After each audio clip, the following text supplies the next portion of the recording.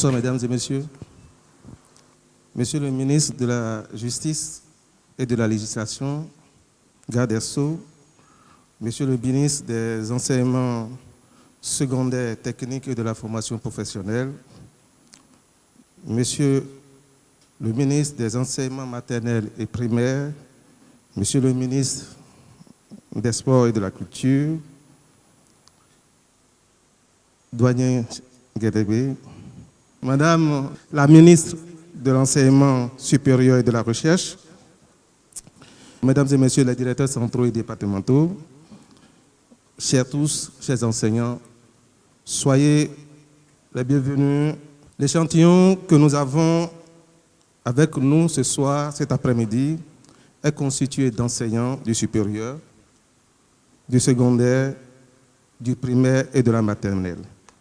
Ils sont venus d'un peu partout du pays, notamment le littoral, l'Atlantique, l'Ouémé. Mesdames et Messieurs les ministres, le PAG est un outil politique de développement. Les Béninois ont soif de savoir la finalité du programme d'action du gouvernement à l'horizon 2021 dans tous les secteurs vitaux de notre pays. Ce creuset d'échange permettra à ce parterre de sachants de s'abreuver à la bonne source afin de répandre efficacement la bonne nouvelle. Voilà le décor ainsi planté. Madame et Messieurs les ministres. Madame la ministre, Messieurs les ministres, j'ai deux préoccupations à l'intérieur du CNE, Conseil national d'éducation. La première préoccupation est celle-ci: en quoi le CNE pourrait-il véritablement impacter le système éducatif dans le sens de le redynamiser? La deuxième préoccupation, c'est la dépolitisation et l'éducation. L'administratif peut-il être dépolitisé? Merci. Une autre intervention? Dans le secteur de l'éducation, j'aimerais savoir à quoi doit-on s'attendre concrètement dans les réformes mises en œuvre par le gouvernement de son Excellence, le président de la République, M. Patrick Talon. Aussi, par rapport à la question sociale, je voudrais comprendre la logique qui sous-tend la défalcation et jusqu'à maintenant la position des salaires des travailleurs. Quelle est cette position du gouvernement par rapport à la question de l'apaisement? S'il doit y avoir réforme, il faut un climat de paix, de compréhension. Pourquoi vous sanctionnez chaque fois les directeurs ou bien les directeurs qui obtiennent moins de 20% au lieu d'encourager ceux qui ont de meilleurs résultats pour pousser les autres à leur emboîter le pas? En ce qui concerne la gestion des cantines scolaires dans les écoles, il y a un mal. Lorsqu'on envoie les vivres dans les écoles, vous allez constater que les sacs de riz, eux autres, ils pèsent pour envoyer. Alors que lorsqu'on soustrait 2 kilos, 3 kilos de ces sacs de riz, celui qui veut mesurer, lui, ne va plus tenir compte de ça. Au contrôle, on constate que sur peut-être 10 sacs de riz, on constate que le directeur, peut-être, lorsque le sac n'est pas plein, après le calcul, on constate qu'il a détourné peut-être 30 kilos ou bien 50 kilos de riz. Et ça fait un effet de sanction et on le sanctionne, c'est-à-dire on le décharge. Quelle solution vous voulez donner précisément à cette gestion-là, alors que les enseignants sont en train de solliciter s'ils veulent? Si tel est le cas, mieux vaut solliciter les services traiteurs pour la gestion de la cantine dans les écoles et les directeurs seront en paix. Ma première préoccupation, c'est par rapport aux différentes assises qui ont eu lieu dans le domaine du système scolaire en général, surtout le forum de 2007, je crois. À quand la mise en œuvre de ces recommandations? Je voudrais savoir ce que le gouvernement pense mettre en œuvre pour permettre à chacun de nous, surtout dès le bas âge, d'avoir le sens du patriotisme et de savoir que le bien public n'est pas un bien gratuit. Merci. Deux préoccupations dans l'ensemble, dans celles qui ont été exposées. La première, qu'est-ce qui est derrière cette affaire de défalcation? C'est ça. Pourquoi dans les conditions telles que nous sommes, telles que celles dans lesquelles nous sommes, les circonstances dans lesquelles nous sommes, pourquoi alors parler de défalcation? Et la seconde, que je vais essayer juste d'introduire, mes collègues préciseront. La question du Conseil national de l'éducation en lien avec la dépolitisation. Alors, le sujet de la défalcation. À l'occasion de la rencontre que nous avons eue avec les syndicats, vos représentants, la fois dernière, et sur instruction du président de la République, le président dit, écoute, nous sommes quasiment à la conclusion. Les mouvements ont été lancés, la motivation essentielle, c'est la loi portant interdiction dans certains secteurs de l'exercice du droit de grève. La Cour constitutionnelle a décidé, s'il y a une revendication importante à satisfaire, c'est celle-là. Et sur les autres, nous sommes avancés. Concluons sur cet aspect. Ne mélangeons pas les défalcations avec ce qui a fait l'objet de cessation collective de travail. Et il ajoute, si, évidemment, les conclusions sont heureuses et qu'une requête est adressée, dit vraiment, nous avons fourni les efforts, vous aussi vous avez fourni des efforts, nous en sommes arrivés à telle situation apaisée, reconsidérer la position en ce qui concerne les défalcations, nous comprendrons, le gouvernement appréciera. C'est ce que le président a adressé comme message porté par les ministres. Et donc, vous dire que le gouvernement est ouvert par rapport à cette question, l'essentiel, bien entendu, étant en toute responsabilité de tirer les conclusions de ce qui nous a amenés jusque-là. La loi sur la grève, notamment en ce qui concerne la procédure, dit dans un article chapeau, l'article 3, les litiges collectifs intervenant dans tous les secteurs de la vie professionnelle font l'objet de négociations. C'est le premier mot, négociation. Les litiges collectifs dans tous les secteurs de la vie professionnelle font l'objet de négociations. C'est l'article 3. Et l'article 6, qu'on peut compléter par l'article 7, l'article 6 dit, à l'issue des négociations, les parties impliquées établissent un procès verbal constatant l'accord total, partiel ou le désaccord. Ce procès verbal est signé par les parties ayant participé aux négociations dans un délai de 48 heures à compter de la fin ou de la rupture des négociations. Le second mot est sorti, procès verbal. Donc, il y a une négociation et les résultats de la négociation sont constatés par procès verbal, soit c'est un accord, soit c'est un désaccord partiel ou total.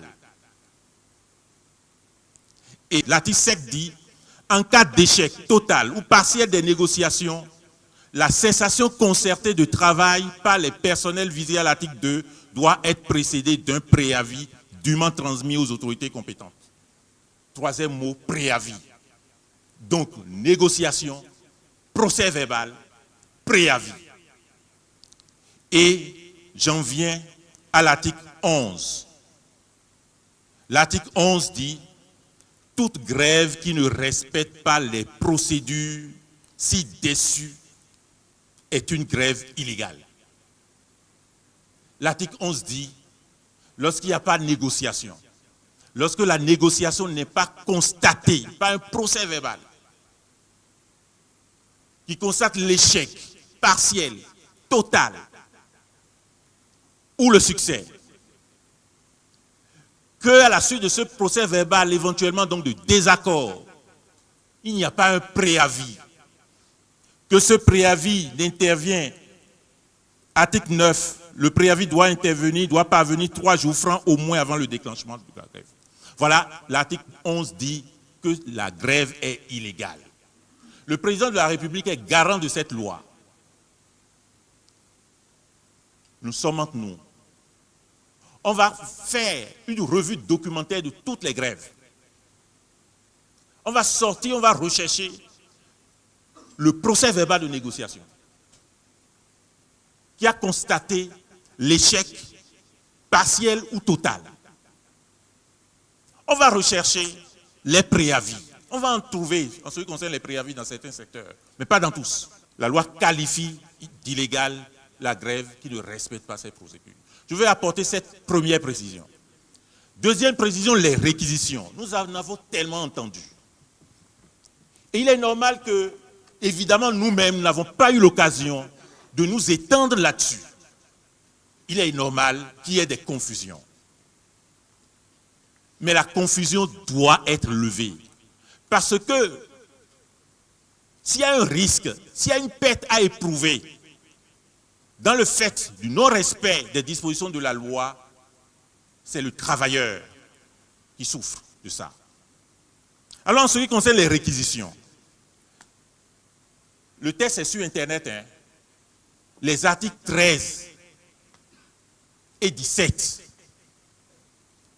L'article 13 dit « Les fonctionnaires et les agents des établissements publics, semi-publics ou privés à caractère essentiel, dont la cessation totale de travail porterait de graves préjudices à la sécurité et à la santé de la population, sont tenus d'assurer un service minimum obligatoire. » Et pour compléter cet article 13, l'article 14 dit « sont considérés comme services essentiels ceux relevant de la santé, de la sécurité, de l'énergie, de l'eau, des transports aériens, des télécommunications, exception faite des radios et des télévisions privées, sont considérés. » Je ne vais pas commenter, parce que vous savez que si le législateur dit « sont considérés », c'est qu'il est dans une démarche illustrative, il l'illustre. Parce que s'il veut fixer de manière limitative, il va dire « les services essentiels sont, 2 points, limitative ». Mais il dit « sont considérés ». Mais je ne veux pas insister. Mais ça, c'est l'article 13. Regardez l'article 17. L'article 17 dit ceci. Les fonctionnaires et les agents des établissements publics, semi-publics ou privés à caractère stratégique, dont la cessation totale de travail porterait de graves préjudices à la sécurité et à la santé de la population, peuvent être requis pour assurer un service minimum. Donc, sur le chapitre de la réquisition, le législateur a dit que la réquisition est possible lorsqu'il s'agit de services essentiels et lorsqu'il s'agit de services à caractère stratégique. Et vous allez remarquer en lisant la loi que, en ce qui concerne même les services stratégiques, le législateur n'a même pas énuméré, comme il a énuméré les services essentiels. Et puisque nous sommes entre nous enseignants, nous allons dire, il y a des services qui sont essentiels et qui sont stratégiques. Il y a des services qui sont essentiels qui ne sont pas stratégiques. Il y a des services qui sont stratégiques qui ne sont pas essentiels. Et que pour les services stratégiques, c'est le gouvernement qui apprécie le caractère stratégique des services. Alors, je fais cette lecture pour que chacun sache, en recourant lui-même au test, que lorsque nous avons décidé, par exemple, que la justice ne peut pas ne pas être rendue de manière continue dans aucun pays. La justice ne peut pas ne pas être rendue de manière continue. C'est dans l'essence de la justice que c'est un service stratégique. Dans l'essence de la justice.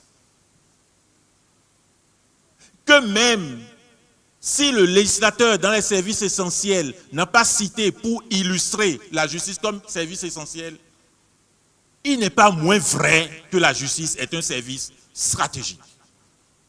Que le gouvernement qui dit, par exemple, que la priorité majeure pour lui, c'est le tourisme,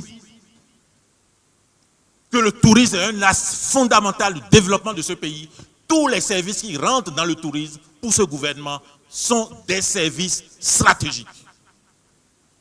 Que le gouvernement qui dit que l'enseignement technique et professionnel est une priorité, parce que tout le monde ne peut pas être docteur, tout le monde ne peut pas être agrégé, parce que nous avons besoin de ceux qui travaillent avec leurs mains, avec des outils, et que nous devons réorienter notre éducation. Tous les secteurs qui rentrent dans l'enseignement technique et professionnel sont désormais donc des services stratégiques. Parce que, premièrement, la grève est déclenchée. Dans mon secteur, elle est déclenchée. Vous aurez observé et vous allez rechercher où se trouve la négociation. Vous allez observer, vous allez rechercher où se trouve le procès verbal qui a constaté l'échec des négociations. Dans un secteur dont les membres sont appelés à appliquer la loi et à l'interpréter. Dans un secteur qui est un service public stratégique, dont il faut assurer la continuité, le gouvernement prendra les mesures pour que ce service public soit satisfait au profit de nos concitoyens de manière continue. Alors, sur la question donc de la défalcation, c'est lié au respect de la loi, c'est lié à la responsabilité, c'est lié à la vérité. Vous êtes garant d'une loi qui élève, qui édicte des conditions. Vous observez que ces conditions ne sont pas satisfaites. Vous tirez la conséquence que la grève est illégale et vous dites que vous n'allez pas faire la défalcation. Est-ce que vous êtes cohérent? Vous n'êtes pas cohérent. Évidemment, je comprends que sous le sceau d'une recherche de paix, l'on puisse dire, bon, on renonce à ça. Mais jusqu'à quand nous allons renoncer? Vous voyez, et je terminerai par là, sur cette question.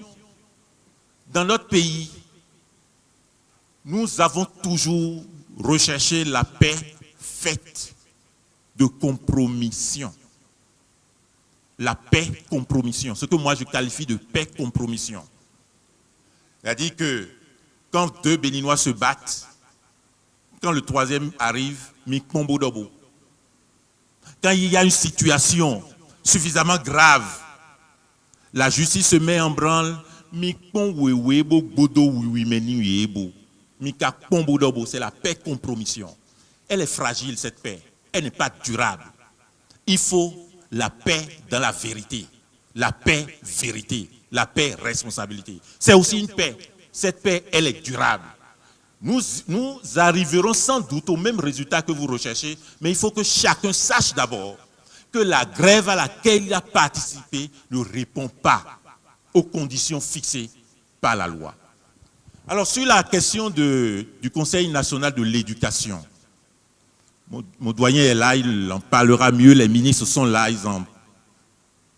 ils le traiteront, ce Conseil national de l'éducation, de la meilleure manière. Mais moi, j'ai fait, avec beaucoup d'autres ici, la campagne avec Patrice Talon. L'une de ses premières idées, c'est de dire qu'un politique ne peut pas gérer l'école. Le ministre que je suis, je ne suis pas formé ministre politique pour gérer l'école. Un politique ne peut pas gérer la santé. Un politique ne peut pas identifier le plateau technique et décider d'acquérir le plateau technique. D'où c'est la grande idée sous ces grandes réformes, secteur de la santé, secteur de l'éducation. Il faut que les professionnels s'occupent de ce qui est essentiel dans notre pays. Un politique ne peut pas définir la carte scolaire. Ce n'est pas possible. D'ailleurs, vous constatez, nous avons des écoles construites à 5 mètres distantes les unes des autres, de 5 mètres, de 10 mètres, d'1 kilomètre. Pourquoi? Parce qu'on a nommé un ministre, jour 1, qui est du village d'à côté, et le jour 2, un autre ministre du village voisin veut démontrer que lui aussi peut implanter une école, sans même penser aux conditions de travail, à la disponibilité des ressources humaines. C'est lorsque le politique s'occupe de la carte scolaire, c'est ce qui arrive. Lorsque le politique s'occupe de la carte universitaire, c'est ce qui arrive.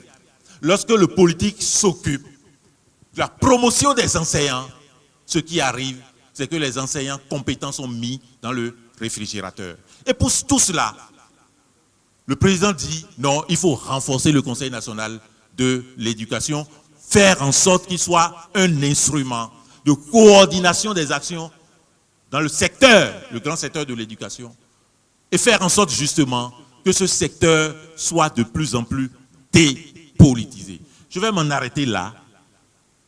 Sans doute, sur d'autres préoccupations, je vais revenir. Je vous remercie.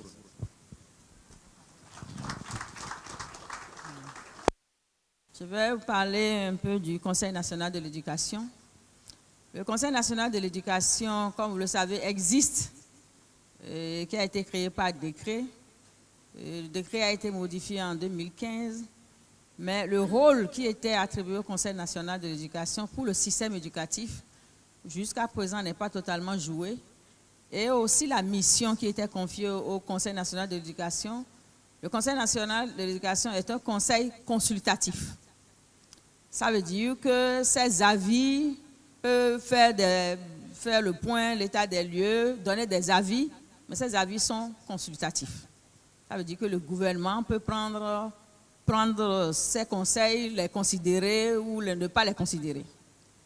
Le chef d'État, après avoir fait le tour de toutes les insuffisances que nous avons dans nos 3 ordres d'enseignement, maternelle, primaire, secondaire et supérieur, on a remarqué au moment de l'élaboration du programme d'action du gouvernement que l'une des faiblesses était la politisation à outrance de l'administration du système éducatif.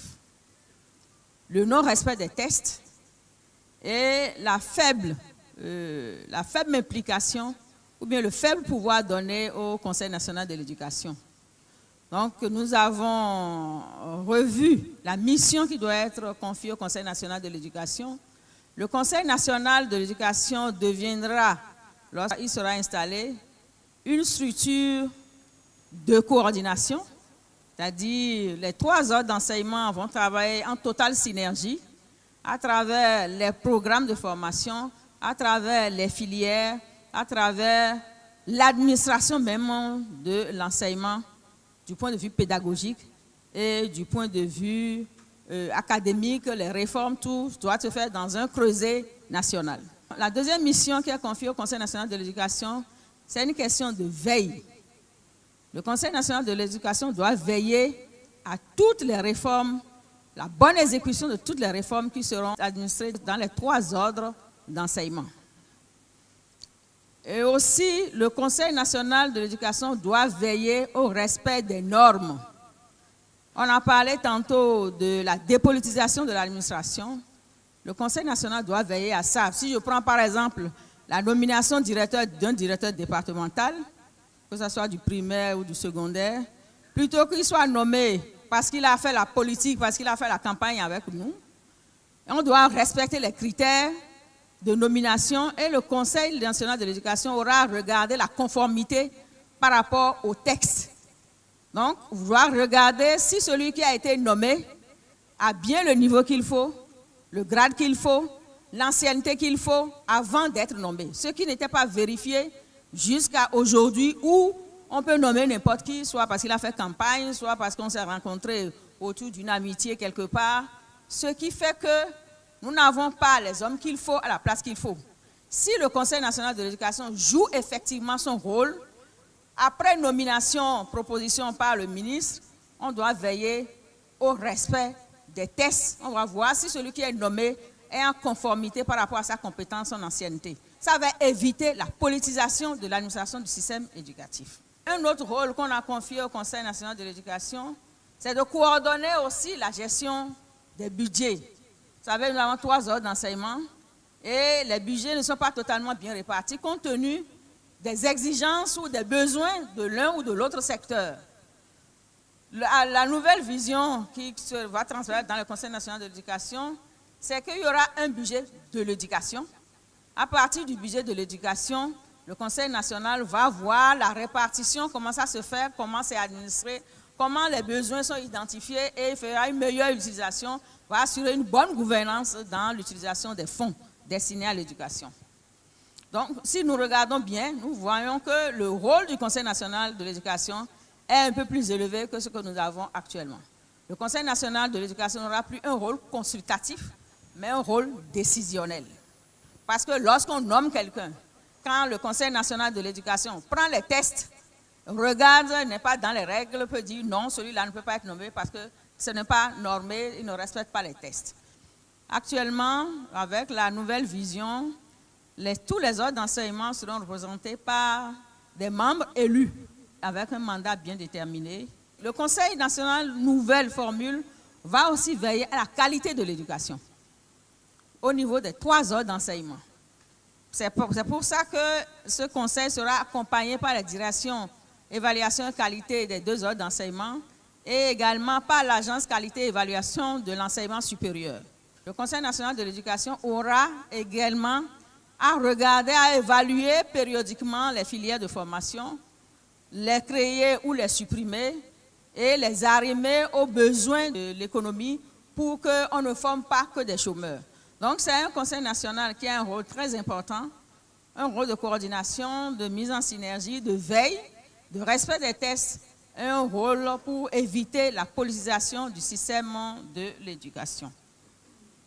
Et si tout va bien, à la rentrée 2018-2019, ce conseil va effectivement démarrer ses activités.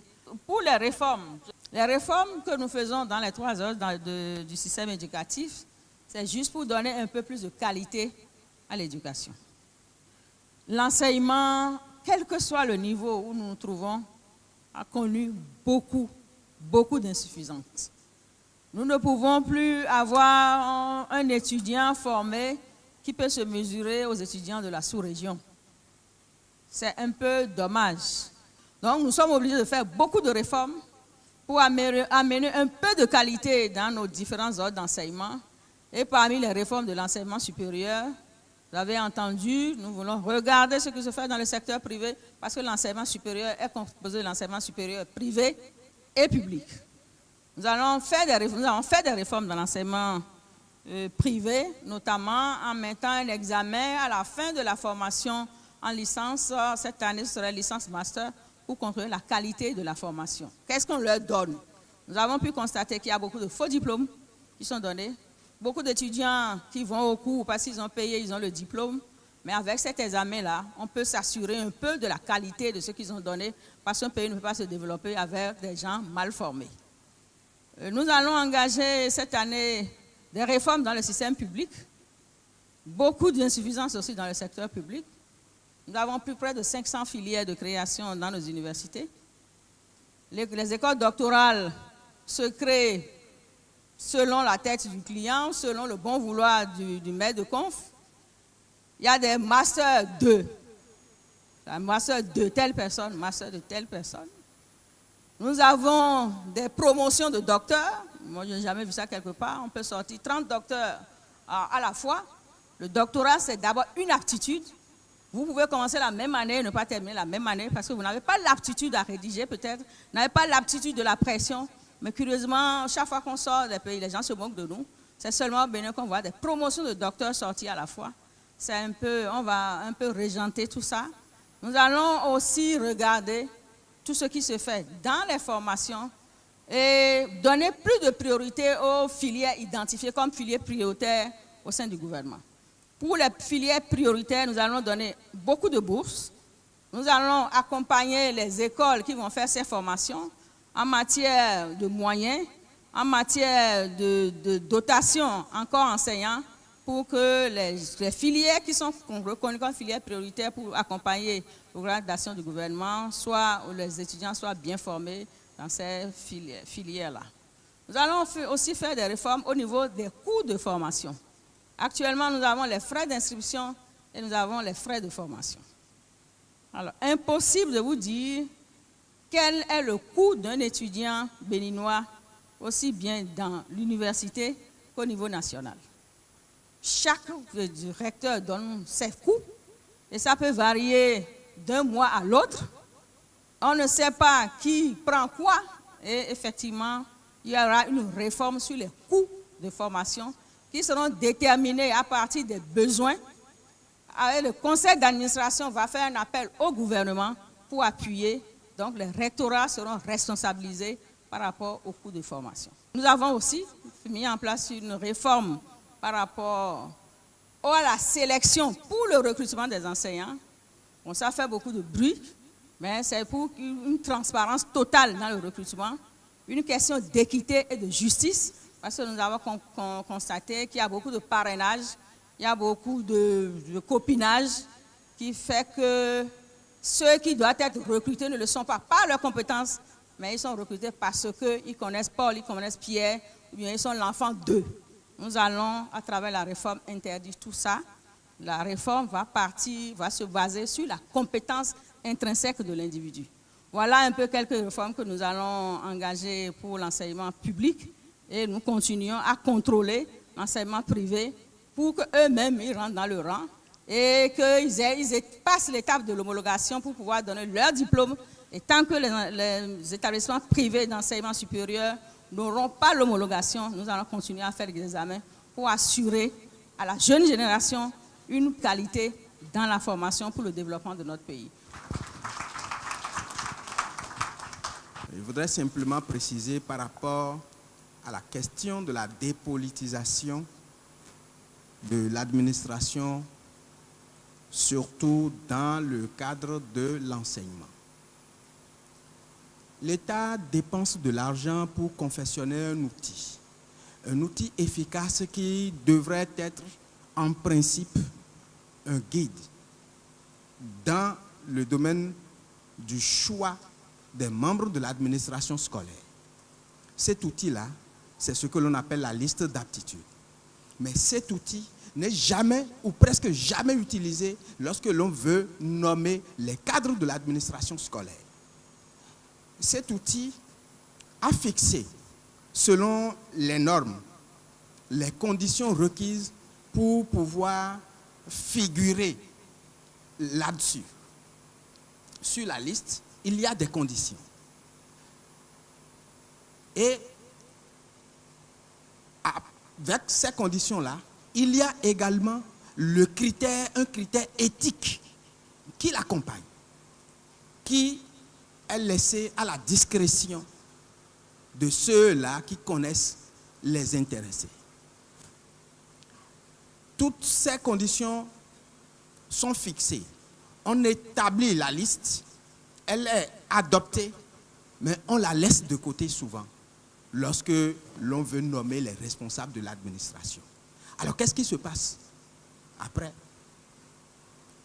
C'est la mauvaise gestion. C'est le non-respect des principes qui devraient guider l'administration scolaire et nous avons les mauvais résultats que nous avons souvent obtenus. Nous nous sommes toujours plaints du niveau de nos apprenants. Mais qu'est-ce que nous faisons pour élever le niveau? Nous faisons en laissant de côté les outils ou les armes qui devraient nous permettre d'élever le niveau et nous faisons les nominations par tempérament. Ce que le gouvernement est en train de dire aujourd'hui, c'est que tout cela est terminé. Ce que nous sommes également en train de vouloir faire désormais, ceux qui doivent être nommés comme chefs d'établissement, censeurs ou surveillants généraux, ceux-là devraient avoir subi ou suivi une formation de l'administration scolaire. Et ainsi, nous pourrons avoir des gens qui ne sont pas enseignants pour gérer nos établissements scolaires. Il ne devrait pas seulement y avoir des enseignants, comme nous avons dans le monde de la santé. Pour gérer les établissements hospitaliers, mais on a des gens qui ne sont pas médecins, mais qui gèrent bien. Parce qu'il y a une filière de formation pour ceux-là. Et ils sont spécialistes. Au niveau de l'enseignement, nous irons également là pour que nos établissements puissent être bien gérés. Depuis que le gouvernement est en place, tous les contrôles que nous avons envoyés dans les différents établissements par l'inspection générale du ministère, les rapports qui sont revenus avec comme conclusion mauvaise gestion administrative, pédagogique, financière, comptable et matérielle. Et vous croyez que devant ces résultats-là, nous n'allons rien faire? Ils seront déchargés. Et pour certains, il y aura des plaintes qui seront portées contre eux pour que la sanction pénale puisse suivre la sanction administrative. Par conséquent, ceux-là qui font des nominations politiques, ils doivent savoir désormais ce à quoi s'en tenir. Lorsque nous parlons de secteur stratégique, depuis 1990, nous avons affirmé dans nos différents documents que l'enseignement primaire est la première priorité de l'État. Et nous avons affirmé ensuite que l'enseignement technique et la formation professionnelle est la deuxième priorité de l'État. Cela a été affirmé dans la plupart des documents que nous avons eus en 1990, en 1997 et en 2011. À partir de ce moment-là, nous devrions être à même de regarder et de mieux regarder ce secteur de l'enseignement. Mais lorsque nous avons fait un bilan de ce sous-secteur, de l'enseignement technique et la formation professionnelle, un sous-secteur très stratégique qui, en principe, devrait nous éviter d'avoir des chômeurs dans le pays. Parce que c'est le sous-secteur qui forme la main-d'œuvre, mais la main-d'œuvre qualifiée. Regardez, bientôt s'ouvrira dans le pays, si cela ne l'est déjà, la vague de plusieurs chantiers. Plusieurs chantiers qui vont nécessiter la mise à disposition de main-d'œuvre qualifiée dans tous les secteurs. Secteur du tourisme, de l'hôtellerie, de la restauration, dans le secteur des BTP. Et vous savez que dans le secteur de BTP, il y a plusieurs métiers. Voilà ces chantiers qui seront bientôt ouverts. Mais nous n'avons pas la main-d'œuvre qu'il faut.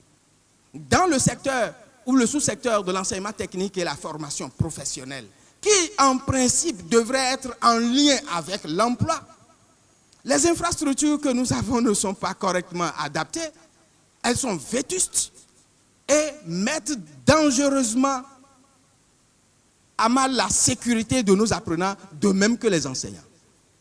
Les filières de formation ne sont pas adéquates du tout, ni par rapport au profil d'entrée des apprenants, ni non plus au profil de sortie des apprenants. Et ces apprenants-là, lorsqu'ils obtiennent leur qualification, c'est-à-dire leur diplôme, ils n'arrivent pas à trouver de l'emploi. Parce que la filière retenue n'est pas en adéquation avec ce qui est demandé sur le terrain en matière d'emploi. Lorsque nous prenons les enseignants qui interviennent dans ce sous-secteur, ces enseignants ne sont pas bien formés. Ils ne sont pas formés par rapport aux nouvelles technologies de leur propre secteur. C'est l'un des gros chantiers du gouvernement où il faut maintenant construire des lycées aux normes et adaptés en choisissant les filières et en les répartissant sur le territoire national, en équipant ces infrastructures et en envoyant à la formation les enseignants de chacune de ces filières. Et au terme de la formation, les formateurs de l'extérieur vont venir sur place pour suivre ceux-là qui sont formés pendant quelque temps afin qu'ils prennent eux-mêmes la main et continuent la formation. Mais avant cela, nous devrions avoir une formation de courte durée, de façon immédiate et urgente, pour que les nouveaux chantiers, nous n'allons quand même pas importer de la main-d'œuvre pour les chantiers que nous allons ouvrir nous-mêmes.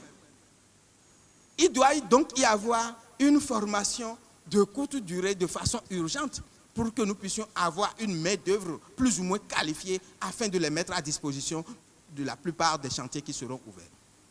Dans l'enseignement secondaire général, je pense que la plupart d'entre vous, vous êtes de l'enseignement secondaire général, vous qui êtes là. Et vous voyez que ce sous-secteur ou ce système-là est inopérant, complètement inopérant. Nous avons obtenu depuis quelques années ce que l'on appelle l'éducation de base, qui va désormais de la maternelle jusqu'à la fin du premier cycle de l'enseignement secondaire général. Donc, de la maternelle jusqu'en classe de 3e.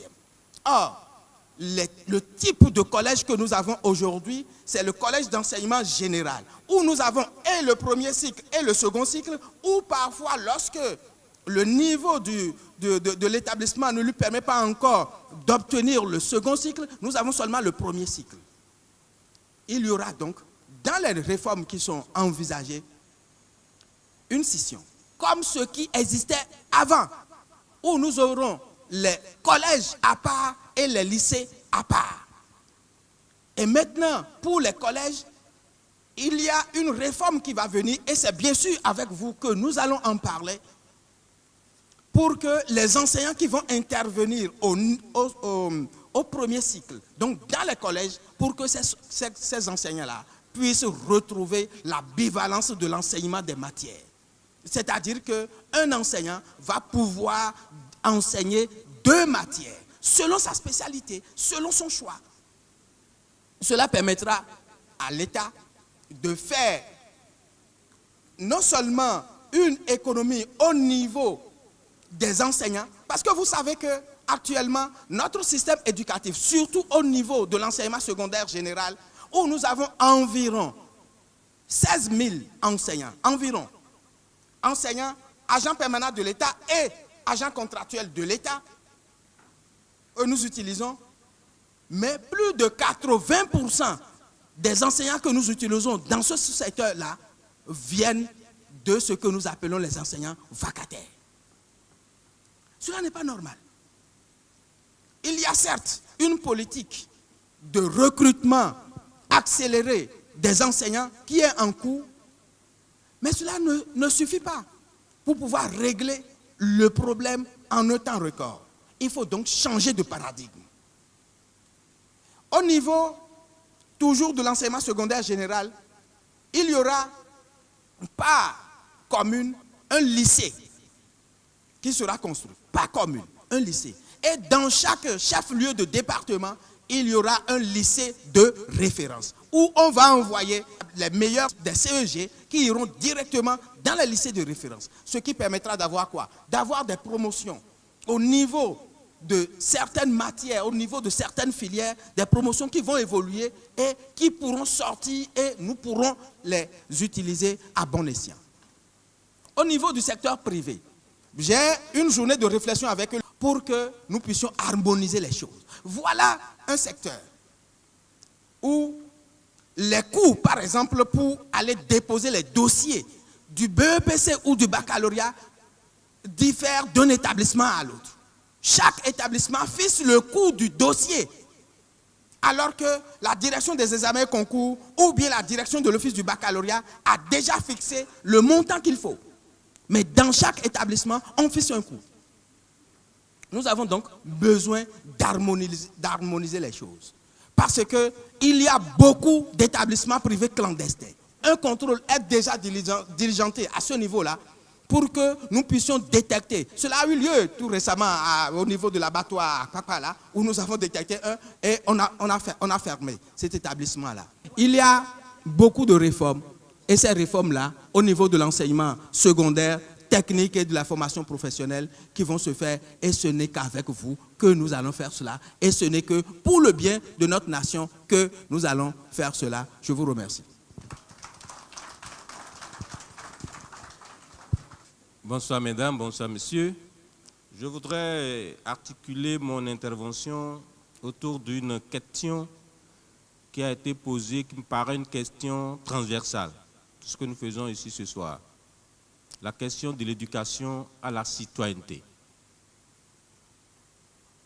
Et je partirai peut-être par des formations professionnelles d'un cas d'étude pratique.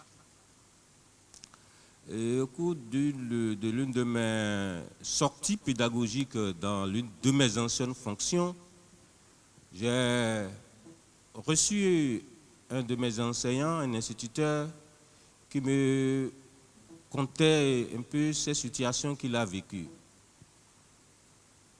Il me dit, monsieur l'inspecteur, j'ai un problème. Au cours d'une séquence de classe et qui porte sur l'apprentissage de la démocratie, parce que cela fait partie des situations d'apprentissage au programme, donc liées à l'éducation, à la citoyenneté, et de façon particulière sur la désignation des responsables de classe. Alors, il avait organisé ses apprenants de manière à leur permettre de battre campagne pour se faire élire responsable de classe.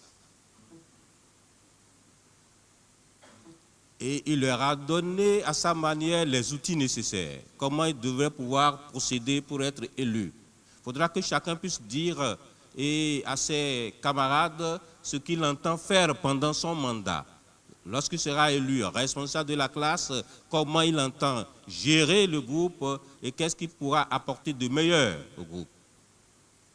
Ah, il les a laissés, ils sont allés, chacun s'est débrouillé. Mais après, un premier est venu le voir pour lui dire, mais maître, Jacques, pendant la récréation, m'a approché.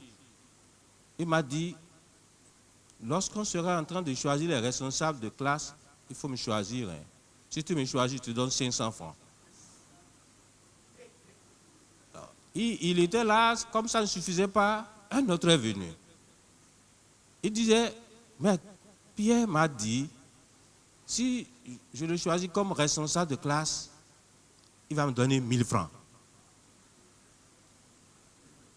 Et qui ne comprenait plus rien. Il les a réunis tous, il leur a demandé qu'est-ce qui se passe, et chacun a essayé de dire ce qu'il pense. Mais lui-même, il n'en revient pas. Qu'il a un problème. Je dis, réellement, il a un problème. Où est-ce qu'ils ont appris ça? Que pour faire campagne, pour être élu, il faut donner de l'argent. Question d'ordre national. Alors, ceux qui disent que dans les programmes d'études, il n'y a plus rien qui porte sur l'éducation à la citoyenneté se trompent. Dans les programmes d'études, tout au moins au niveau de la maternelle et du primaire, il y a des situations d'apprentissage sur l'éducation à la citoyenneté. Tout ce qui porte sur le civisme, citoyenneté. Tout ce qui porte sur le civisme, tout ce qui porte sur la morale, c'est dans les programmes. Okay. Alors j'ai ajouté à cela, et ce que j'ai voulu que nous retenions, que j'ai toujours dit, la morale, on ne l'enseigne pas pour la connaître. Le civisme, on ne l'enseigne pas pour le connaître. C'est pour le mettre en application. Alors, mieux, nous qui sommes en train d'échanger avec vous ce soir, et ceux qui nous ont précédés à ces différents postes de responsabilité, et que nous avons découvert à travers des comportements différents, n'ont-ils pas appris la morale à l'école? N'ont-ils pas appris le civisme à l'école? Ça veut dire quoi? Ça veut dire que la question n'est pas là. Le problème de fond, il est ailleurs. C'est dans notre tête. Notre mentalité est à revoir. Alors, cela m'amène à la question d'abord de la défalcation. Les hommes de droit ont parlé, mais je dis toujours que c'est un problème de fond. Au-delà des questions d'interprétation de tests, chacun peut interpréter les tests à sa manière. Mais la loi reste la loi. Il faut l'appliquer. Mais le problème de fond, il est là. Ceux qui ont connu la période révolutionnaire, ils vont s'en souvenir. Le slogan habituel à tout le monde, C'est du bon sens tout simplement. C'est naturel. Qui n'a pas travaillé n'a pas droit au salaire.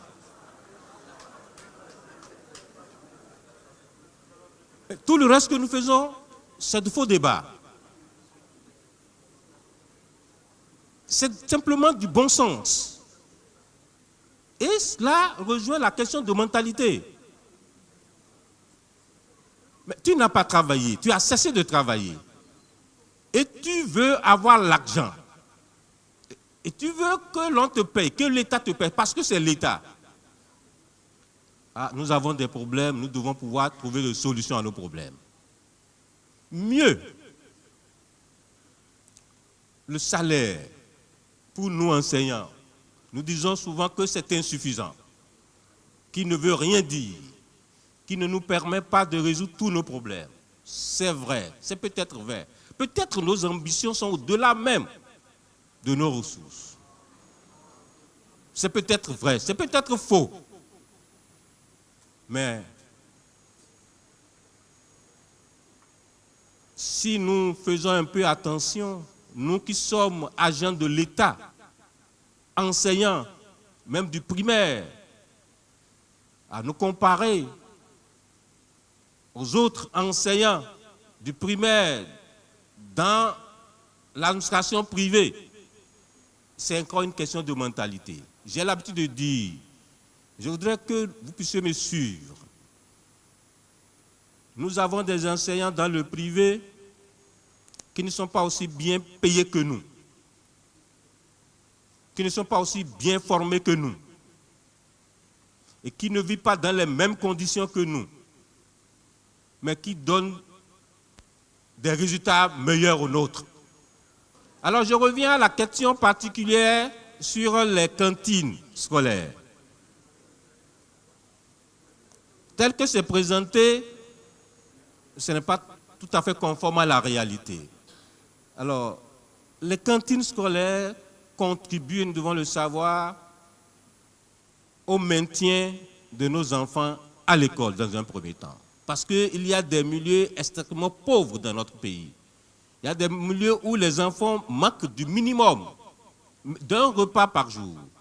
Alors l'État a mis en place des cantines scolaires pour venir à l'aide à ces populations, des milieux déshérités et les plus déshérités de notre pays. Le gouvernement actuel a fait un effort.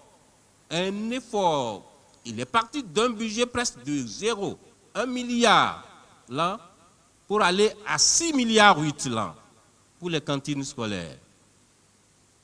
Et a préféré pour question de rationalisation, pour question d'efficience, confier la gestion à un organisme international reconnu, le PAB. Des gens ont été formés. Des comités ont été mis en place dans chaque école. Comité de gestion des cantines scolaires. La répartition est totalement judicieuse. On sait quelle quantité de riz on doit pouvoir sortir par rapport au nombre d'élèves nourris. La ration est bien déterminée par apprenant. Alors, qu'est-ce qui se passe? Qu'est-ce qui a été constaté? Et nous devons nous le dire. Alors, mes enseignants, mes collègues enseignants, directeurs d'école, par enseignants membres du comité, le directeur d'école n'est même pas membre du comité de gestion. Alors, les sacs de riz arrivent dans les écoles toujours bien fermés, contrôlés. C'est possible qu'il n'y ait pas de bascule à l'école pour peser, pour savoir que ça fait 50 kilos régulièrement. Mais le problème n'est pas là. Le problème n'est pas là. Alors, qu'est-ce qui s'est passé? Qu'est-ce qui se passe? Et nous devons pouvoir nous le dire.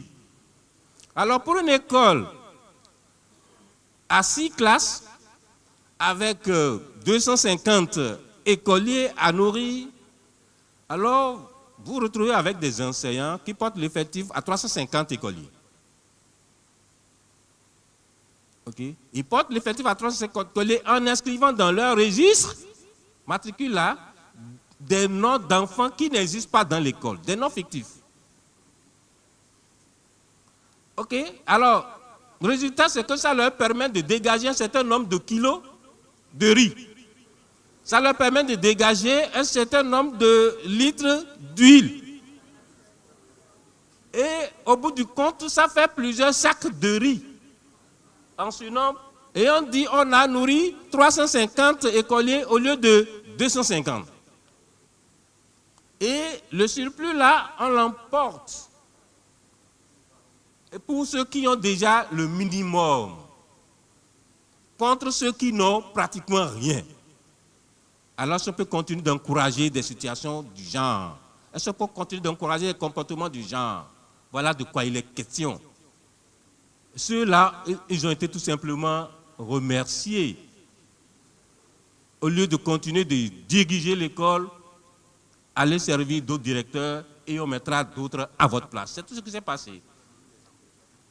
Ok, on n'est même pas encore allé loin, n'est-ce pas, dans la sanction. Parce qu'à la limite, ça peut être considéré comme du vol. L'autre question liée à la sanction, on parlait de sanctions négatives qu'on encourage, qu'on ne met pas de disposition en place pour des sanctions positives. Non. Tous les directeurs d'école qui ont eu de bons résultats au dernier CEP, cette qualité primaire, qui ont eu tout au moins au-delà du taux national de 65%, on a prévu les récompenser.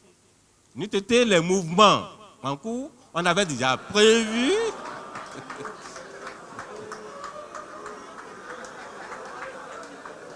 Je disais bien que nous étions les mouvements en cours, c'était déjà prévu que ces enseignants-là, tout au moins les directeurs d'école qui ont eu tout au moins 70% de taux de succès, vont être tous récompensés. Quelles que soient les circonstances, cela se fera bientôt. Et ça commencera par nous-mêmes au niveau du ministère, puisque nous avons déjà identifié tout au moins 50 premiers qui ont eu 100% au plan national. Et tout est prêt pour qu'ils puissent être tout au moins valorisés au plan national. Voilà un peu comment cela doit pouvoir fonctionner. Voyez-vous, quelqu'un a dit, et il a toujours raison de le dire, et nous devons pouvoir nous le rappeler tout le temps, l'enseignant, c'est le prophète du vrai Dieu et du bon Dieu. Nous devons toujours nous comporter ainsi. Nous constituons les modèles partout où nous passons. Nous devons rester toujours modèles. Nous devons éviter autant que faire se peut tout ce qui pourrait entacher, n'est-ce pas, la noblesse de ce corps-là que nous portons. Nous avons l'habitude de dire que c'est noble. Alors, entretenons cette noblesse. Si l'homme ne nous le reconnaît pas, la nature va nous le connaître. Je vous remercie. Monsieur le ministre, je voudrais être autorisé à comprendre, en ce qui concerne la bancarisation, la méthode, la pédagogie utilisée pour conduire le bien fondé d'une telle réforme salutaire.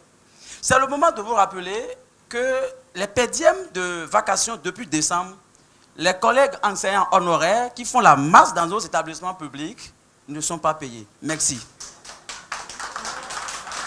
Le programme d'action du gouvernement a certainement prévu des choses aux enseignants pour améliorer leurs conditions de vie. Je voudrais parler des logements sociaux prévus dans le PAG. Est-ce qu'il y en a de prévus pour les enseignants?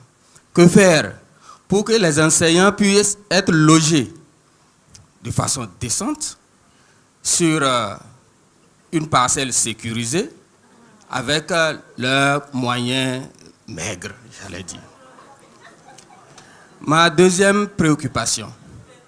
Il y a eu des réformes dans l'administration et ces réformes ont accéléré le traitement des dossiers. C'est à votre actif. Mais nous avons constaté que depuis août 2017, les actes parus ne sont pas accompagnés d'incidences financières. Il semble que le volet financier n'est pas encore pris en compte. Je voudrais savoir pourquoi cet état de choses, messieurs les ministres. Ma troisième préoccupation, le ministre Omeki n'a pas encore parlé. Je vais lui demander de parler. Monsieur le ministre, où en sommes-nous au niveau des classes sportives? Je vous remercie. Je vous remercie pour la pédagogie. Et je remercie le ministre Diogbenou pour être devenu économiste. Et je crois que cette économie va vous pousser à ne pas faire les défalcations parce que Si vous les faites et que les gens font des grèves illimitées, c'est que vous n'allez pas payer les salaires cette année. Vous allez créer beaucoup de pauvres.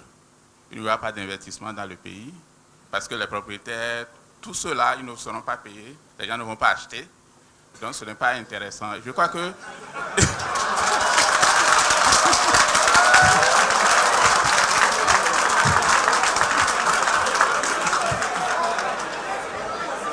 Mais plus sérieusement, parce que vous avez dit des choses qui nous ont convaincus et nous savons que vous-même, vous avez des difficultés parce que c'est un budget unique. Je vois le ministre de l'enseignement professionnel, par exemple, qui a cité beaucoup de choses à faire. Il faut équiper les écoles, il faut faire des choses. Le budget n'est pas illimité. C'est sûr qu'il va discuter, il ne va pas avoir ce qu'il faut avoir pour faire. Mais ce que moi, je voudrais vous demander, c'est d'associer l'université aux réflexions. Bon, je sais qu'il y a quelques démarches. J'ai vu certaines commissions mises en place par le professeur Diogbenou qui incluent des universitaires, etc. Mais il faut le faire parce que si vous le faites et nous partageons les réflexions, ce sont les citoyens qui vont vous défendre dans la population. Alors que si nous ne partageons pas les réflexions, nous allons trouver des inconvénients partout. Et je suis d'accord que, en tant que ministre, vous parlez de l'équité, de la justice sociale, mais les démarches qui nécessitent des réflexions. Et c'est pourquoi ma seule sollicitation, c'est que vous nous associez aux réflexions. Je veux dire l'université. Je vous remercie. Les enseignants ne font pas seulement leurs cours. Ils sont des éducateurs. Vous ne savez pas ce qui se passe dans les collèges. Il y a grève, c'est vrai. Mais allez les voir les samedis, rattraper les cours. Ils sont déjà nombreux à programmer les cours de rattrapage pour les congés. Ils sont très nombreux à le faire. Maintenant, est-ce qu'ils n'ont pas fait le travail, est-ce qu'ils ne feront pas ou n'ont pas fait le travail qu'ils ont laissé? Donc, vous devez essayer de voir dans ce secteur-là s'il faut faire défalcation ou non. Parce que le travail qu'ils n'ont pas fait, ils finiront par le faire. Il y a des années, les infrastructures étaient construites sur fonds propres dans les établissements scolaires. Ceci grâce aux souscriptions faites par les parents d'élèves. Depuis la suspension de ces souscriptions, les écoles, les établissements scolaires ne construisent plus. Ils ne réalisent plus des infrastructures alors qu'on est dans un besoin crucial. Les classes sont pléthoriques, les professeurs se plaignent et nous sommes incapables de trouver de solutions. Quelle politique le gouvernement de Patrice Talon entreprend pour régler ces problèmes d'infrastructure? Je vous remercie. C'est un plaisir pour moi de participer à cette rencontre. Effectivement, on peut se demander ce que fait le ministre du Tourisme, de la Culture et des Sports dans une rencontre avec les trois ordres de l'enseignement, mais il faut comprendre que dans un premier temps, ma présence est celle d'un membre du gouvernement qui vient partager avec ces trois ordres qui sont vitaux pour notre pays, les préoccupations et évidemment enrichir l'action du gouvernement à partir de ces préoccupations que vous exprimez. Ensuite, il y a effectivement les liens entre les secteurs dont j'ai la charge et les trois ordres d'enseignement. Vous savez très bien que le tourisme a été positionné comme un secteur désormais stratégique dans notre pays et que la qualité des personnes, des professionnels des métiers du tourisme dépend des centres de formation, donc dépend encore de vous. Il y a également la question du retour à l'école, de ce qui, à la vie du gouvernement, peut participer fortement à l'épanouissement des citoyens que vous et nous souhaitons construire pour demain, c'est le sport et la culture. Pour ce qui est des classes sportives, nous avons décidé, comme vous le savez, de recruter et de déployer des formateurs pour prendre en main l'encadrement des enfants que vous encadrez vous aussi au plan académique, mais avec cette particularité que ces enfants s'inscrivent dans une discipline sportive de leur choix et que ces encadreurs sont mis à disposition pour leur donner de l'initiation, de l'aptitude à pratiquer cette discipline quitte à éventuellement, en cours de route, trouver parmi eux des talents qui se confirment, mais le but principal du programme n'étant pas de les déscolariser. Nous avons ajouté à cela ce que nous appelons désormais les classes culturelles. Les classes culturelles, c'est le retour dans le système éducatif d'un certain nombre de disciplines, musique, danse, chanson, théâtre, club de lecture, pour pouvoir faire en sorte que, en plus de la formation académique que vous donnez une fois encore à ces enfants-là, nous leur permettions de pouvoir s'épanouir à travers la pratique de ces disciplines-là. Nous sommes aujourd'hui à la phase de finalisation des formateurs. Je voudrais préciser que le gouvernement a fait l'option d'instituer ce programme. Ce n'est pas une initiative ad hoc, c'est quelque chose que nous instituons de maintenant pour l'éternité, si tout va bien. Et donc, les formateurs qui doivent prendre en charge la formation de nos enfants, nous avons décidé, quel que soit leur niveau, leurs aptitudes de base, de les soumettre à une formation de mise à niveau. Vous le savez sans doute, lorsqu'on doit s'occuper d'apprendre à jouer ou à courir à un enfant, il ne faut pas le faire comme on le fait pour un adulte parce que l'enfant est fragile. Et selon la façon dont l'enfant est pris en main, on peut promouvoir, faire éclore ou tuer son talent. Et donc, puisque nous ne souhaitons pas que la mise en œuvre de ce programme vienne affecter de manière négative les enfants que vous êtes en train de former, que cela ne vienne pas affecter leur talent, leur intelligence, nous avons pris le soin de soumettre l'ensemble des formateurs préqualifiés à un programme qui a été administré par des experts venus d'ici et d'ailleurs. Et donc, à cette étape, aujourd'hui, ce programme est terminé et nous sommes en phase de déploiement de tous ces formateurs. Ce que feront ces formateurs dans vos différentes écoles, c'est de venir collecter auprès de vous, auprès des censeurs, auprès des directeurs, les listes des enfants qui se seront librement inscrits dans les différentes disciplines. Ceci est valable également pour les classes culturelles et ceci sera valable enfin pour le programme qui, une fois encore, part du niveau secondaire et va jusqu'au supérieur, en sachant que pour l'approche niveau enseignement primaire, nous avons également un projet que j'ai déjà expliqué à plusieurs reprises. Je veux donc saisir cette occasion pour vous remercier tous de votre adhésion à ce programme. Je note à travers la question l'impatience de voir ce programme commencer et je veux profiter pour faire une doléance. Vous savez, parfois, le rôle qui est le nôtre nous empêche aussi de faire nos revendications. Je prie qu'un jour, le gouvernement ait son syndicat pour pouvoir porter à la population nos doléances parce que nous en avons. Et une des doléances, c'est que nous puissions respecter le calendrier de l'année. Une de vos collègues tout à l'heure en parlant a dit, les enseignants vont en grève, mais après ils rattrapent. Ils rattrapent les samedis. Les samedis sont les moments où moi j'ai besoin de faire du sport et de la culture avec les enfants. Comme les vendredis soirs, comme les mercredis soirs. Et donc, je voudrais avec vous partager l'idée que nous pouvons très bien, en respectant les droits des uns et des autres, en considérant les devoirs des uns et des autres, parce que dans une république, nous n'avons pas que des droits, nous avons des devoirs.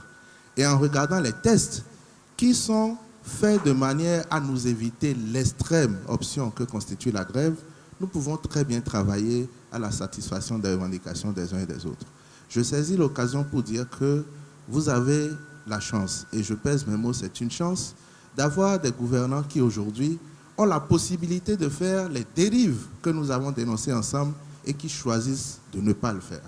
Vous savez très bien que pour l'intérêt politique d'un chef d'État ou de ses partisans ou des membres de son gouvernement, il est plus intéressant de nommer les enseignants. Mais voici un gouvernement qui dit « je renonce à la nomination des enseignants sur la base du copinage, nous allons faire une nomination objective ». Ça, c'est une réforme majeure. Je voudrais que l'élite que vous constituez et les formateurs de l'élite d'hier, d'aujourd'hui, de demain que vous constituez, que vous puissiez partager avec nous cette nouvelle approche. Nous ne vous avons pas appelé à adhérer à notre dynamique politique. Il y a encore quelques mois dans ce pays, on appelait les enseignants à adhérer avant d'avoir droit à une petite position qu'ils méritent. Il y a quelques mois encore dans ce pays, il fallait connaître quelqu'un pour oser se présenter à un concours. Vous le savez très bien. Le CNE a toujours résisté. Mais le rôle qu'il va avoir à partir de maintenant, ce rôle, personne ne le lui a donné. Vous savez très bien que notre système par ailleurs, à un moment donné de notre expérience démocratique, a été déformé, que le ministre qui est chef de parti, qui est politique par nature, qui peut être quelqu'un qu'on charge de contrôler une zone géographique, a besoin de nommer ses hommes. Et ce gouvernement dit, je renonce à ce privilège parce que je veux construire avec les acteurs du système éducatif des citoyens exemplaires pour aujourd'hui et demain. Je voudrais que vous partagiez cela, que vous puissiez comprendre quelle est notre approche et que vous puissiez nous juger là-dessus. Vous avez tous été témoins de la présentation le 16 décembre 2016 du programme d'action du gouvernement. Et vous êtes témoins aujourd'hui de ce que j'appelle l'impatience de nos concitoyens.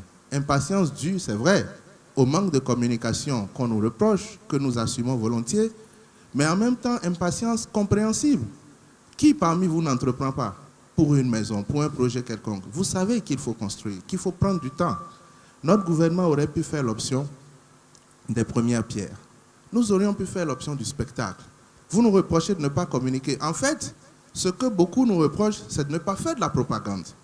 Parce que nous ne voulons pas faire ce qui se faisait que nous avons dénoncé nous-mêmes. Nous voulons respecter nos concitoyens. Nous considérons que quand on est en train de réformer le système éducatif, quand on dit que désormais l'enseignant qui est qualifié sera à sa place, qu'on lui donnera la possibilité de travailler, d'encadrer les enfants, que les meilleurs seront récompensés, que les moins bons seront punis, nous considérons qu'on n'a pas besoin d'en parler.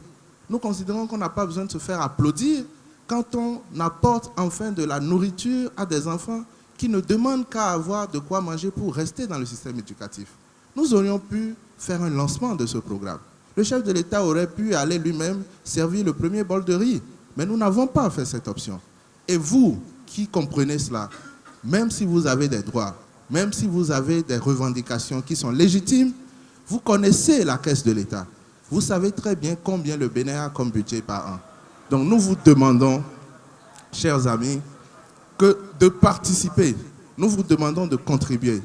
La seule chose que vous devez savoir, et que vous savez très bien, mais que vous laissez parfois de côté parce que nous sommes dans ce jeu de rôle qui voudrait que, quand on revendique avec les moyens qu'on a, et que les autres répondent parce qu'ils ont le devoir de répondre, qu'au-delà de tout ça, nous nous souvenions que nous sommes citoyens d'une même nation. Vous êtes les éducateurs de l'élite d'hier, de celle d'aujourd'hui, de celle de demain. Vous le savez mieux que nous. Vous nous avez formés, même si ce n'est pas vous individuellement. Vos prédécesseurs ont formé les hommes que nous sommes. Vos successeurs formeront nos enfants. Vous-même, vous avez été formés par des éducateurs. Donc, chers amis, je viens faire un plaidoyer, une doléance, une revendication syndicale, si vous le permettez, et je vous prie de porter cela avec nous. Contribuez par ce que vous êtes déjà en train de faire et jugez-nous sur la base de ce que nous avons prévu de faire. Merci infiniment.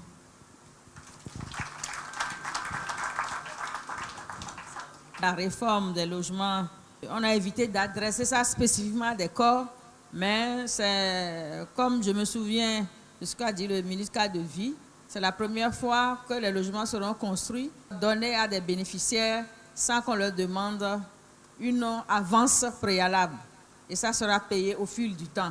Donc si le programme est ouvert dès que c'est construit, je crois qu'on ne ferait pas de réserve par rapport aux enseignants. Parmi les réformes que nous avions initiées aussi, nous avons aussi la réforme d'inscription des étudiants dans les universités.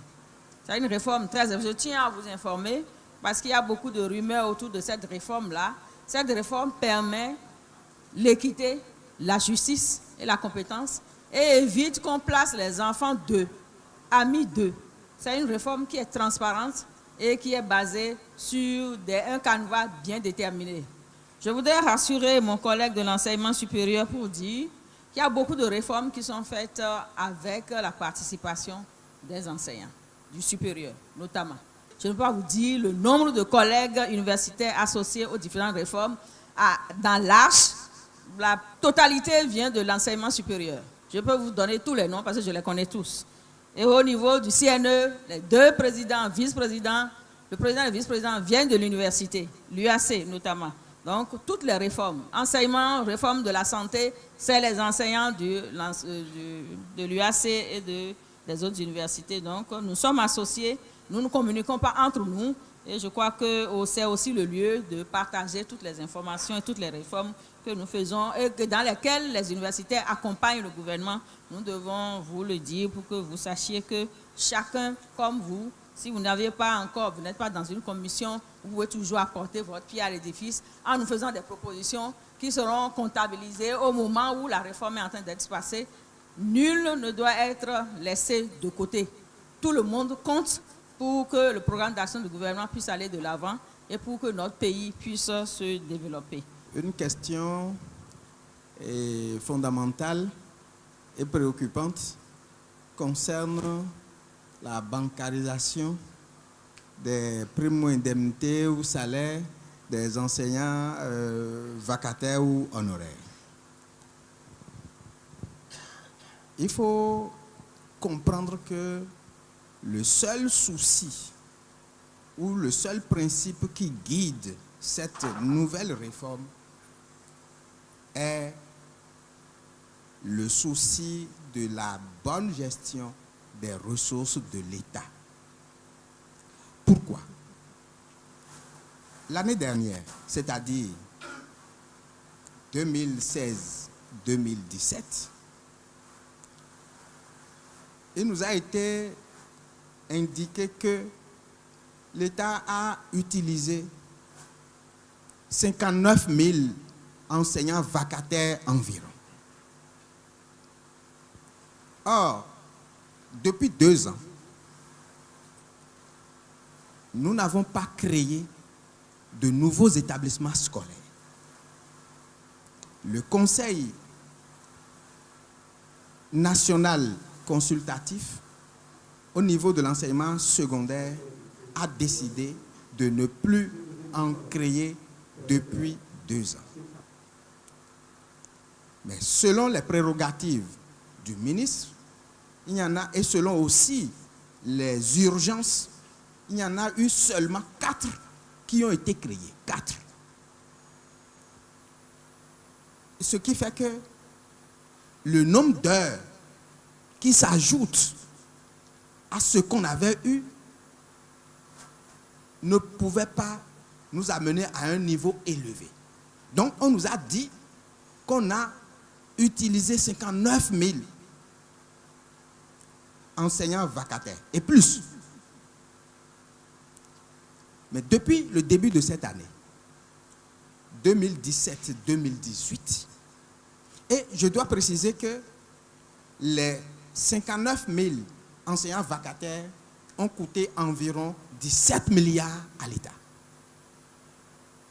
Mais depuis le début de cette année, 2017-2018, chaque mois environ, on dépense un minimum de 2 milliards par mois pour payer le salaire ou les primes des enseignants vacataires. Alors on s'est dit, mais si on doit aller ainsi jusqu'à la fin de l'année, cela va nous amener où? Est-ce que réellement les 2 milliards environ qu'on envoie dans ce secteur sont effectivement destinés pour payer ceux qui travaillent effectivement et qui sont des enseignants vacataires? Est-ce qu'il n'y a pas une sorte de déviation de ces sous-là quelque part? Il faut vérifier cela. Un contrôle a été sur le terrain. Un contrôle a été sur le terrain et le rapport est revenu avec des observations suivantes. Il n'y a pas eu, ou il n'y a pas dans la plupart des établissements, un comité de contrôle des enseignants vacataires. Il n'y a pas de comité de décompte des heures pour les enseignants vacataires dans la plupart des établissements. Il n'y a pas de fiche de décompte des heures des enseignants vacataires. La plupart des cahiers dans lesquels les enseignants vacataires émargent, la plupart de ces cahiers-là ne sont pas pourvus des émargements ni de la part des élèves responsables qui devraient émarger, ni parfois des enseignants vacataires eux-mêmes. Comment se fait alors le décompte des heures? Les listes qui sont envoyées dans les recettes de perception sont alors établies comment? L'État ne peut pas continuer d'envoyer des ressources sans savoir comment ou vers quelle poche ces ressources-là atterrissent. Alors ce qui a été décidé, c'est de demander à ces enseignants vacataires d'envoyer leur relevé d'identité bancaire pour que leur prime puisse leur être directement versée sur leur compte. Ainsi, on saura qu'un enseignant vacataire qui a fait des prestations pour l'État, l'État lui a versé ses rémunérations dans son propre compte. Le travail a été fait sur toute l'étendue du territoire national. Les enseignants ont fourni ces références-là. Les références ont été adressées au Trésor. Il faut maintenant les insérer. Mais on a constaté que les informations ou les renseignements ne sont pas bien fournis. Toutes les cases ne sont pas bien renseignées.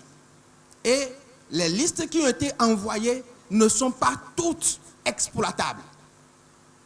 Alors, le ministère des Finances, avec les différentes directions impliquées, ont repris complètement ce travail-là. Dans une grande salle, avec plus d'une centaine d'agents, ils ont commencé à ressaisir les numéros des relevés d'identité bancaire de chacun des enseignants. C'est cela qui a amorcé le début du retard de paiement pour le mois de décembre. Et lorsque les enseignants vacataires ont commencé à réclamer, ce qui est normal, nous avons demandé à leurs syndicats, puisqu'ils ont au moins 2 syndicats dans le secteur, de venir avec nous pour aller constater ce qui se fait. Ils sont allés avec nous. Et ils ont compris eux-mêmes que le travail est vraiment fastidieux. Et le souci, c'est de ne pas commettre des erreurs. Et pour le mois de décembre, on a traité environ 45 000 dossiers. 45 000 dossiers donc d'enseignants vacataires. Et il restait environ 2 000 qu'on n'a pas pu traiter parce que les CD sur lesquels se trouvaient ces informations-là étaient complètement illisibles. Si toutes les informations ou tous les dossiers étaient renseignés, nous serions dans les environs de 48 000 au maximum enseignants vacataires, contre 59 000 l'année précédente. Donc vous comprenez que ce travail qui a été fait a permis de constater qu'il y a au moins une partie des fonds initialement virés dans les comptes pour payer les enseignants vacataires qui allaient ailleurs. C'est vrai et nous le déplorons aussi, mais nous prenons les dispositions pour accélérer le traitement de ces dossiers-là pour que les enseignants vacataires puissent entrer dans leurs droits. Dans le cadre de la gestion des ressources de l'État, nous sommes obligés de passer par là. Cela peut créer un retard, mais nous sommes obligés de passer par là. Je vous remercie. Ça fait 14 mois qu'on dit le CNE est en train de travailler. Le CNE est en train de travailler. Justement, on a mis presque 12 mois pour élaborer, n'est-ce pas, un avant-projet de décret. Et puis après ça, le chef de l'État s'est dit, faites attention pour qu'il n'y ait pas de pièges juridiques dans les textes qui ont été élaborés. Et pour cela, examinez-moi tous ces tests-là dans leur détail pour que il n'y ait pas de pièges juridiques. C'est à cette étape-là que nous sommes, n'est-ce pas, actuellement. Et j'espère que pour la rentrée prochaine, probablement nous aurons un CNE et qu'il sera installé et que les directeurs ne seront plus nommés parce qu'ils sont amis de tel ministre ou de tel autre, ou bien parce qu'ils sont partisans de tel camp ou de tel autre. Attendons-nous à ce que même, comme on dit, il nous a combattus, qui nous a déchiré la chemise là-bas, n'est-ce pas? Et puis maintenant, c'est lui qu'on vient encore nommer. C'est deux systèmes totalement différents. S'il nous a combattus et que c'est lui qui remplit les conditions administratives c'est lui qui sera à la tête de l'établissement, au vu et au su de tout le monde. Ça, c'est la première observation que je voudrais faire. La deuxième concerne la question qui a été évoquée tout à l'heure, la question de la professionnalisation des métiers de l'enseignant. Je voudrais revenir sur cette question parce que cette question nous interpelle tous. Je crois que les problèmes de qualité dont le système souffre actuellement, ces mots-là sont dus pour une très grande part à la complaisance, la fameuse complaisance dont le ministre a parlé tout à l'heure. Le système est devenu déliquescent à cause de la complaisance des uns et des autres. J'en fais partie. Regardez dans notre système. Je ne suis pas du tout un partisan de l'échec. Je ne suis pas un partisan, au contraire. Mais regardez dans notre système combien de situations vous avez où quelqu'un passe un examen professionnel et on dit qu'il est recalé. Ils réussissent toujours, tout le monde réussit. Tout le monde réussit, tout le monde est déclaré enseignant qualifié. La complaisance va jusqu'à l'outil que l'on utilise. Voilà un système d'examen pour lequel on dit c'est un examen professionnel et à la fin du quoi on déclare qu'il est apte à l'enseignement. S'il a 12, normalement, ça veut dire qu'il est capable lui-même de commencer à encadrer d'autres. Plus personne ne réussit le CAPES ou le BAPES, c'est 14. Pourquoi? Parce que le système vous met entre les jambes une grille de notation où on dit est-ce que la classe est propre? 1 point. Est-ce qu'il est bien habillé? 1 point. Est-ce que, n'est-ce pas, c'est bien qu'il y a d'abord 5 points gratuits. C'est seulement après ça qu'on se demande est-ce qu'il maîtrise les connaissances.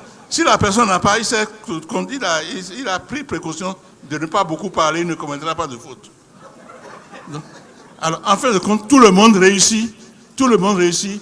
14, 15 et autres là. Et puis, l'année suivante, il se réclame, lui aussi, il a le droit d'encadrer d'autres personnes, n'est-ce pas?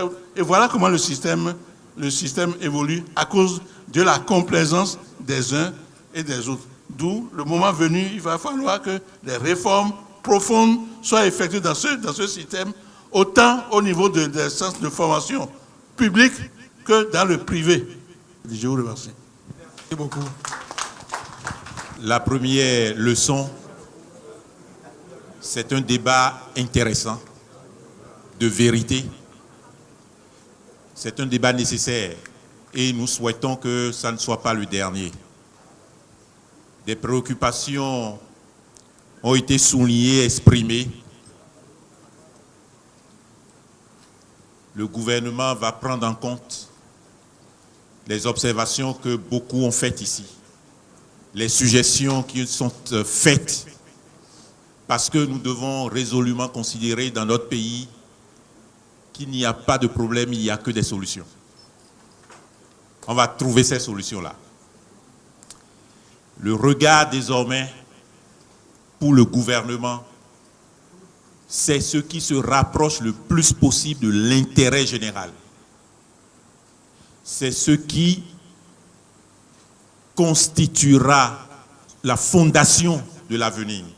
Parce que nous pouvons nous satisfaire aujourd'hui sans être satisfaits demain.